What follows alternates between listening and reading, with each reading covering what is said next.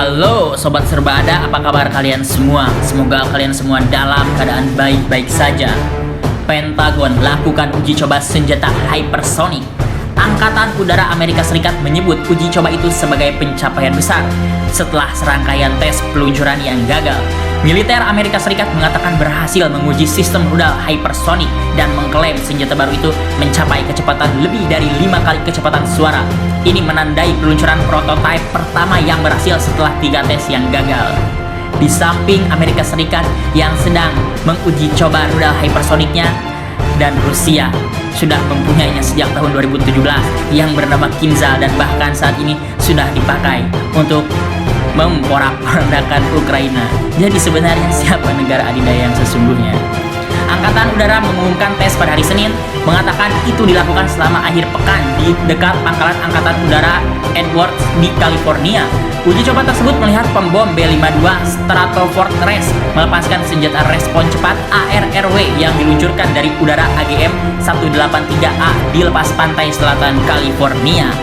Setelah terpisah dari pesawat, pendorong ARRW dinyalakan dan dibakar untuk durasi yang diharapkan mencapai kecepatan hypersonic 5 kali lebih cepat dari kecepatan suara, kata militer.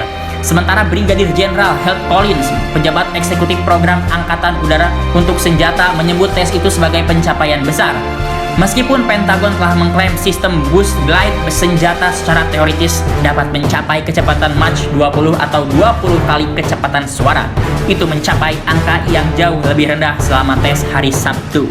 Para pejabat tidak merinci seberapa jauh rudal itu terbang selama peluncuran terbaru, tetapi militer sebelumnya telah menempatkan jangkauan operasionalnya sekitar 1000 mil atau sekitar 1609 km.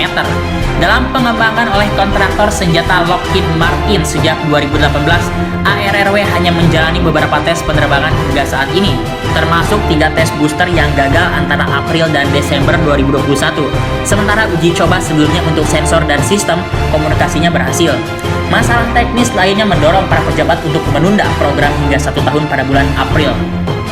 Beberapa minggu sebelumnya, anggota parlemen pindah untuk memotong dana untuk senjata andalan hingga setengahnya dengan alasan kegagalan dan penundaan pengujian baru-baru ini. Keputusan itu membunuh rencana Angkatan Udara untuk membeli 12 rudal ARRW pertama dari Lockheed Martin tahun ini, meninggalkan sejumlah pertanyaan yang belum terjawab tentang proses pengadaan. Meskipun Amerika Serikat belum meluncurkan platform hypersonic, ARRW bukan satu-satunya yang sedang dikerjakan dengan Pentagon dilaporkan melakukan tes untuk konsep senjata pernapasan udara hypersonic baru pada pertengahan Maret di bawah kerahasiaan, menurut seorang pejabat Amerika Serikat yang dikutip oleh CNN. Pejabat yang tidak disebutkan namanya itu mengatakan tes itu dirahasiakan untuk menghindari ketegangan yang meradang dengan Rusia, karena itu terjadi hanya beberapa minggu setelah Moskow melancarkan ofensif yang sedang berlangsung di Ukraina.